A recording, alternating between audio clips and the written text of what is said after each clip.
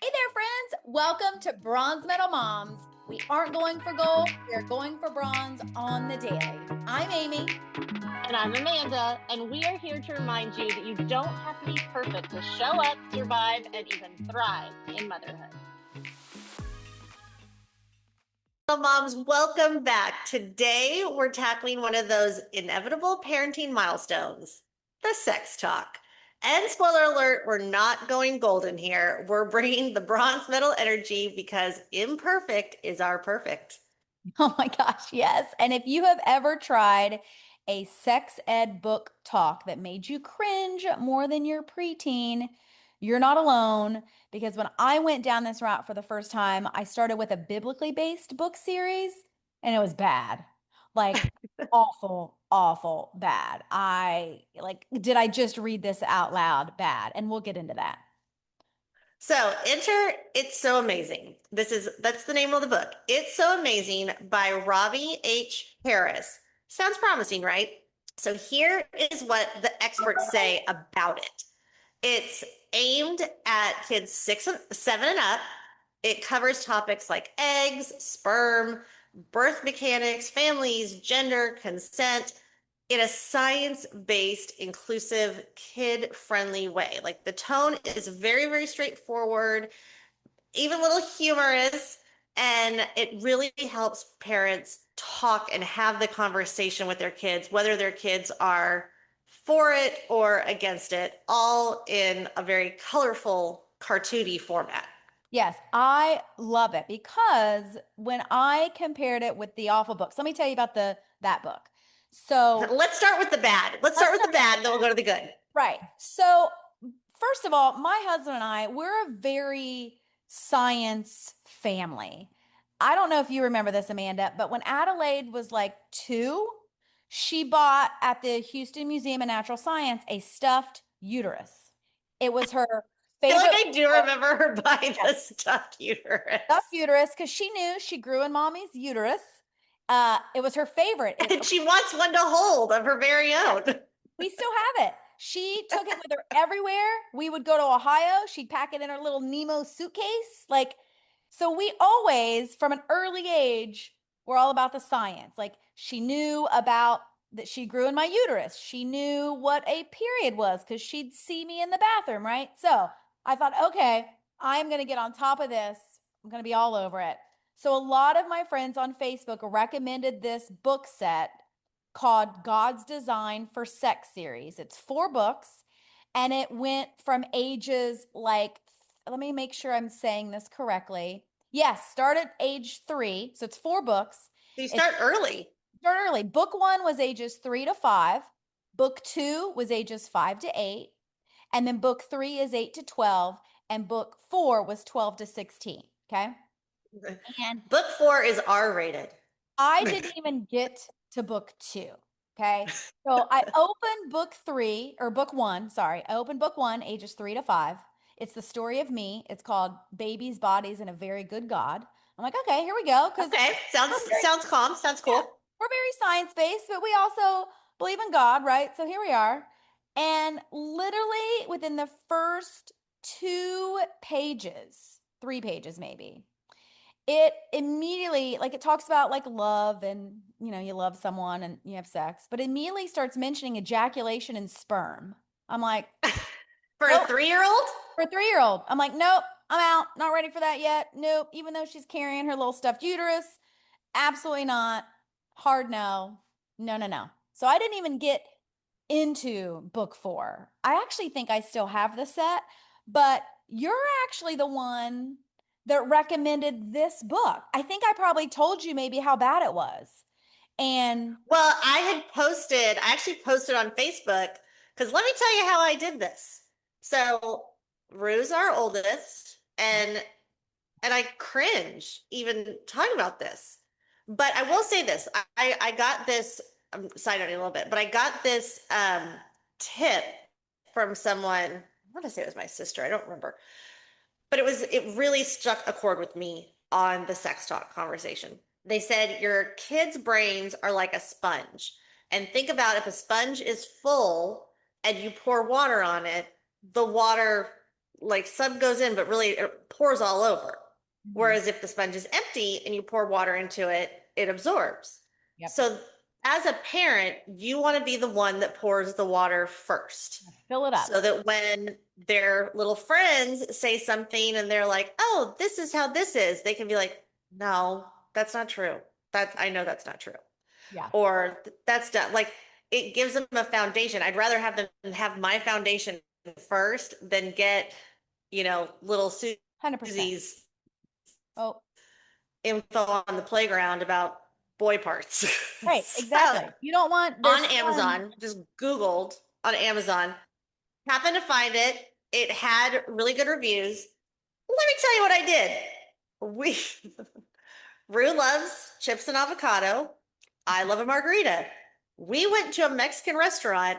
I got a margarita and we sat at a booth and I was like, page 1. And we went through the whole book together. And the funny part was this waitress comes up and she's like, can I get you anything else? And I was so like nervous, but just wanted to own up to what was happening. And Rue's sitting there all wide-eyed. And let me just say also, Rue was 9. I think she was 9 or 10 when this happened. So definitely not 3. But the waitress comes up and she's like, can I get you anything else? And I was like, we're having a sex talk right now. Keep the margarita coming and keep the chips and avocado coming. And she was like, okay. Well, Like, I love it. And I guess, I should say in fairness, the other book series may have gotten better, but it just gave me the ick right away. well, And just for that kind of talk at 3, a right at 3-year-old's not going to 3, I was understand like, that. yeah, especially because we're super science based. You would think I'd be all about it, but no. At 3, I was like, yeah, no, I'm not there yet. Even though, like I said, she was carrying around her uterus. She knew I grew in the uterus. She knew that to make a baby, you could take boy parts and girl parts and put it together and it makes baby parts, Yeah, but but she's not walking around saying ejaculation in front of all her preschool friends. exactly. I was like, oh, no, no, no, no. So this book was amazing. I love that it also included, like, it's very science-based, fact-based. It included diverse families. It talks about okay touching, not okay touching. I don't know. I just really, So let me give people a little tip of why I thought and why I read that this book was so good. yeah, And really why I think it works really well with talking to your kids. There's a bird and a bee. And it's cartoons, like they're drawn as cartoons. There's a bird and a bee. yes, And the bird wants to know everything. Is like, how are babies made? yes, What is that? Why do parts look different? And the bee wants nothing to do with this book. So the bee is like, can we talk about something else? yes, I hate this. How do I get out of the room? Like, so whatever part your kid is at, whether they're a bird or a bee, there's like a little comic relief at each part of, you know, letting your kid know, like, it's okay to think this is oogie, but right. it's my job as a parent to tell you these things because I want to pour into the sponge first. Right, right. I love that analogy about the sponge. It's so important. Like you do not want their sponge to get completely full of misinformation, which they Right. definitely will if you're leaving it up to kids at school. I actually saw someone comment the other day on the internet. They were talking about having the sex talk with kids, and this mom commented and said, her daughter was in college and she never had. She was like, I was too embarrassed. I didn't want to do it. So we never had it. And I was like, oh my gosh, bless her heart. Like Yeah. have like, oh, I know moms and dads and, other parents, it's very cringy. It can be super uncomfortable, but it's something we have to do. And let's do it the bronze medal mom way with chips and margaritas. Like, come on. Right. Right. Well, and the funny thing Doesn't- is, so my sister has older kids than me, not much older, but just a little bit older. And so she kind of does all these things first, you know? right. And the funny thing was, she kind of felt the same, like, that's too much. And my babies are my babies forever. And we're not going to talk about this. Well, her younger one, what was like a bird, was like, tell me more, mom, tell me what's going on. Tell me what's going on. And then so she told the younger one, and she's like, well, I guess I got to go tell the older one now. I can't not let him have the information. Right. And so she was like, I knocked it all out in one weekend. Yeah, well, and I think too It sometimes. depends because her son was like a bee and her daughter was a bird. Yeah, yeah. Well, and that's what it does, bring that humor and clarity and makes it relatable. But I think nowadays, and we've talked about this on other episodes, parents want to shelter their kids from the world we live in today, right? We talked about that on the technology episode, on like social media. I think that is why some people, parents, shy away from that too. You want to protect them. Like you don't want them. They're 8. We shouldn't be talking about sex. We shouldn't, like they shouldn't be exposed to that. You need to talk to them about it in an age appropriate way Right, because it you cannot protect them from it, and bless their heart, or God forbid you don't talk about it and they're confronted with it later and you haven't given them the tools to either right.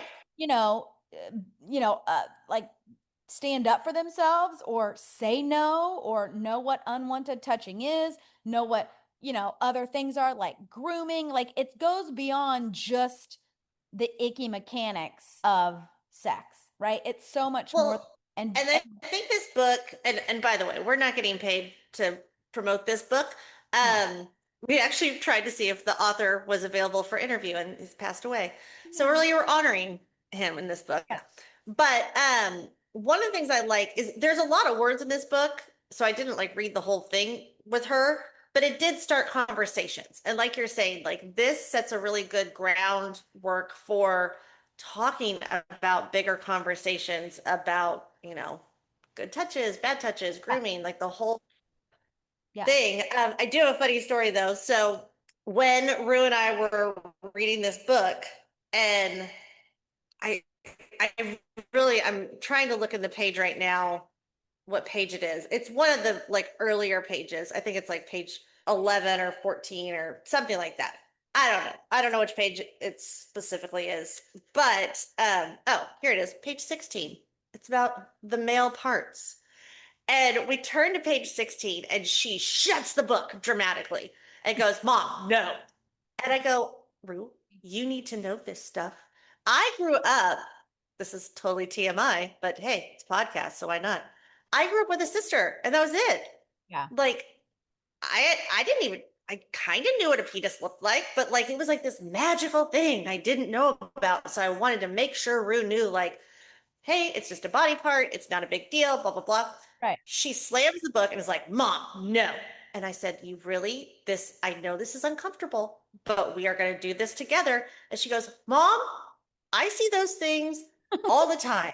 Neither of the boys wear pants in the house." And I was like, "You're right. You do have 2 younger brothers. You do see a lot of penises.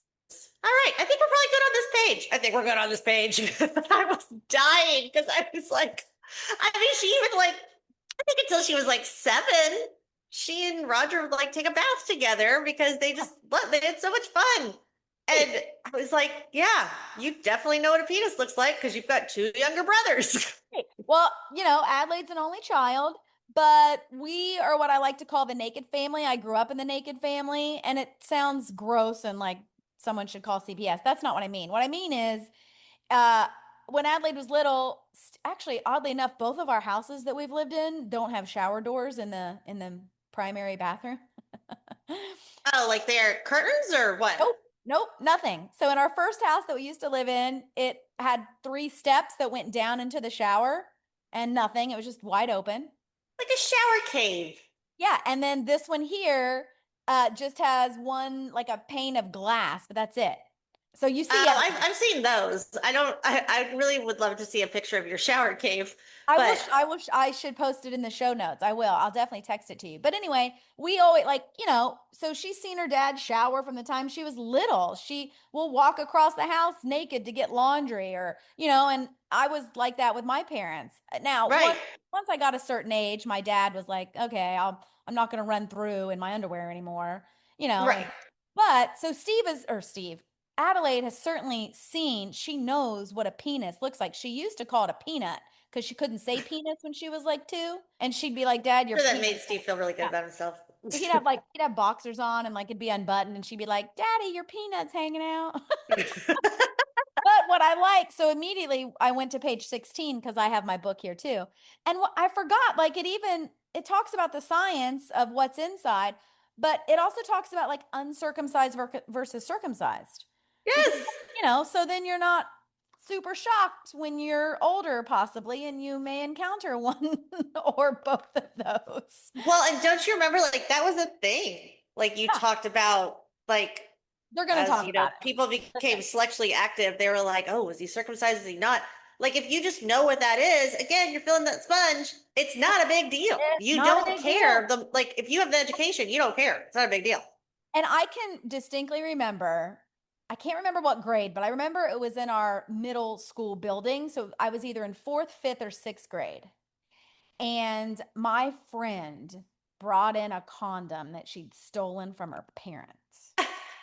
And I distinctly And then remember, she got a baby brother or sister because they had no condoms. I remember being in like the handicap stall on the bathroom break with a whole bunch of us girls opening it. And I already knew what it was. So I was like, not a big deal. It's gross. Like, what are we doing? Why am I in here? But the rest of them were clueless. They didn't know what it was. That was like, what in the world? And it also kind of goes along with the sex talk. It also goes along with these poor girls I went to school with who started their period and thought they were dying because they didn't know what it was. Oh, that's So, awful. so I want to tell all of our listeners out there, as terrified and cringy and embarrassed as you might be, you're doing your kiddo a disservice if you don't have these conversations with them. Right. And You're the boys too. adult. You got to You're do the it. adult. You got to do it. Like, do not let your kiddo start her period and think that they're dying because they don't know. Um, and also boys.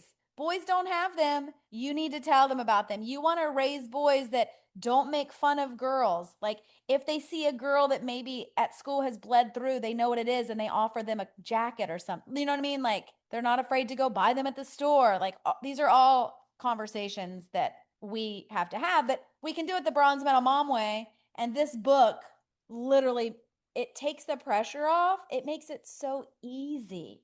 So And I easy. will say there is a part of this book, which I loved, that it talked about different ways to create a family and different ways to have a baby, Yeah. that a baby might, like adoption, and a baby might not be in your womb, or like, your mom might not raise you, your grandma might raise you.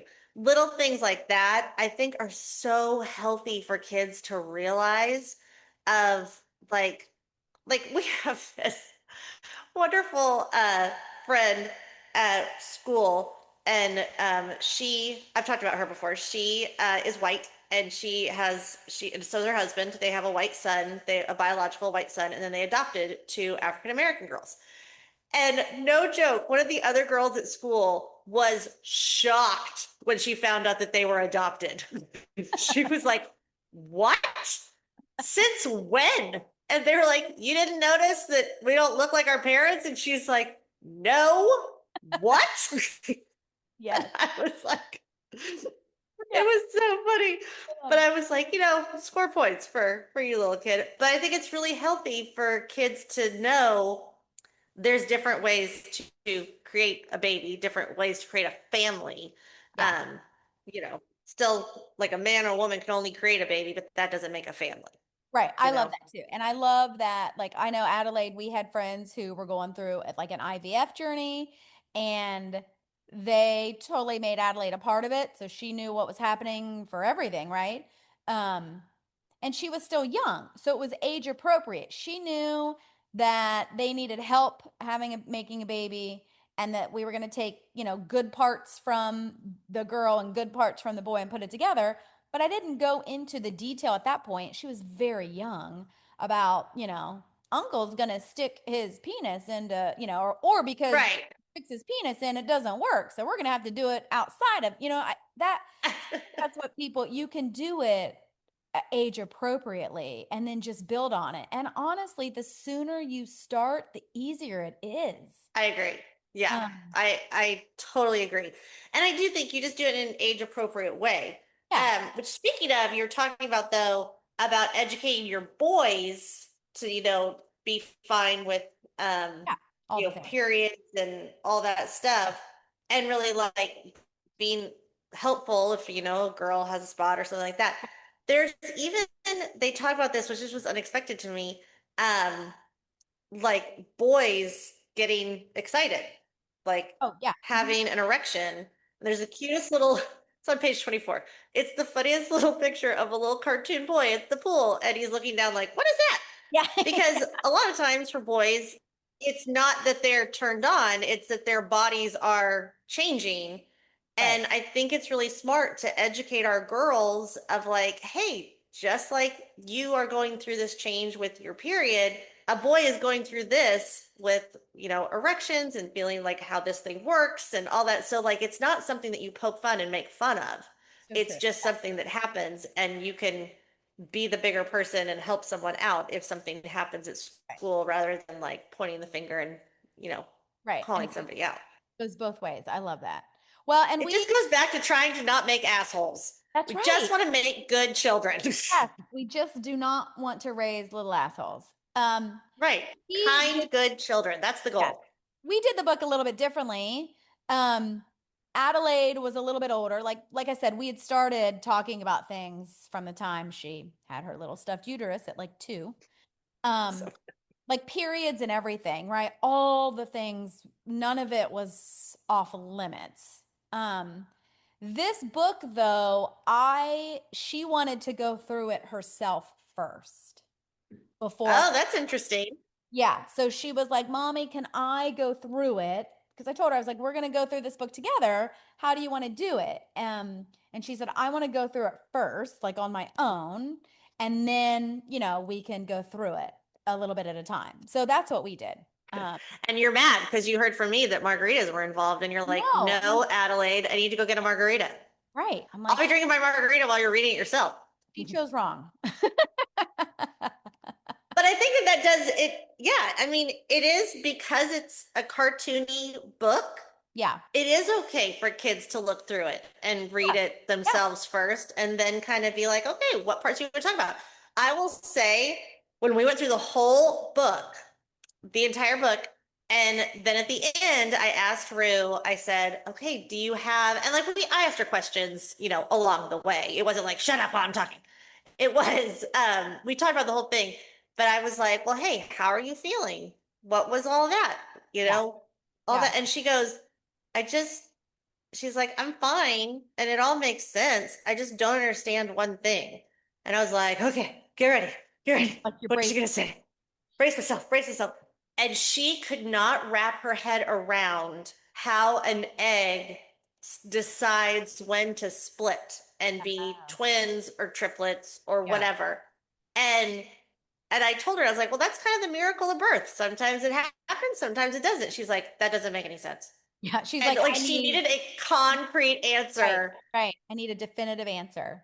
Right. And I was like, I can't give that to you. That's not how that works. And she just was like, yeah, I just don't get it. And it was so much that she brought it up like months later. She's like, I've been thinking more about that twin thing. Yeah. That doesn't make any sense. Yeah. Well, the other thing I want to point out, so I'm looking here on the back of the book. So the one we're talking about is the It's So Amazing. It is for ages 7 and up. They also technically have one ages 4 and up called It's Not the Stork.